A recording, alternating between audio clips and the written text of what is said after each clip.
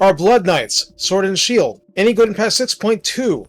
Welcome to the new era of compression.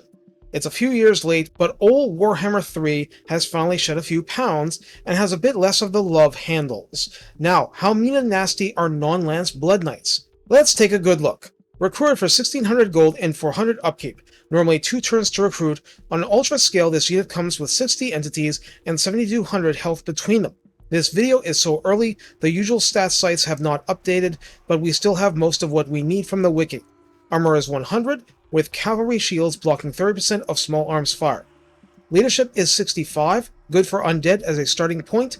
Base speed is 70, charge speed would be 105 if it's like the original.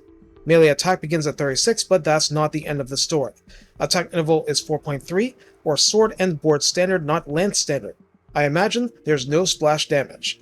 Melee defense starts at 54, and in this roster, with its magic, defense is harder to jack up than offense.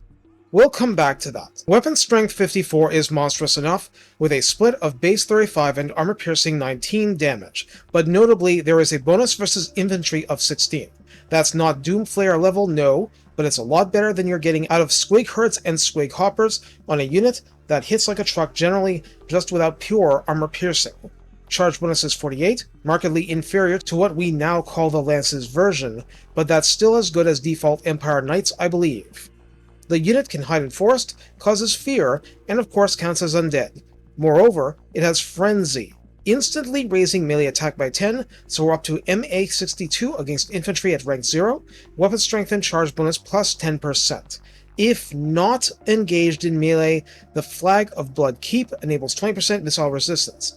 The unit also has the Hunger for 0.1% per second health regeneration while in melee, and this unit expects to survive in melee for an extended period of time.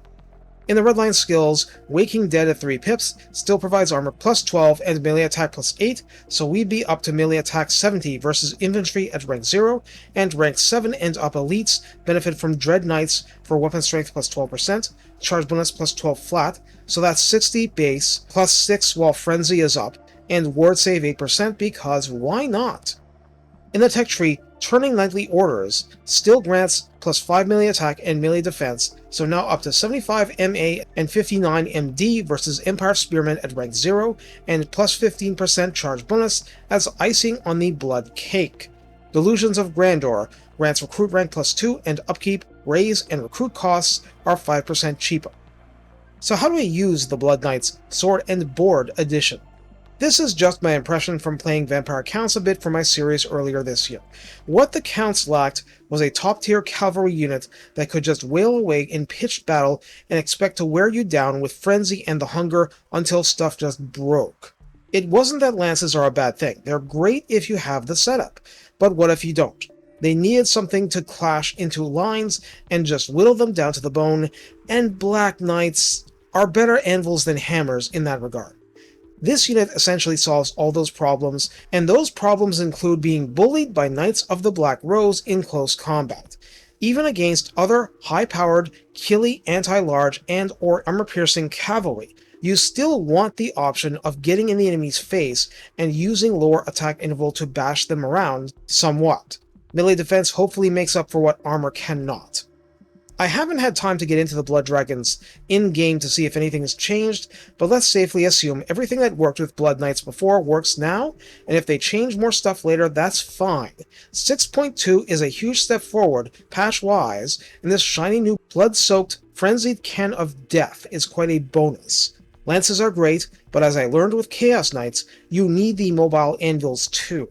Just remember what faction you're playing and don't be shy about sending can opener monsters to help with burning other cavalry to the ground. That's what they're there for. Take care and have fun crushing your foes' hopes and dreams of victory. Take the new blood out for a spin.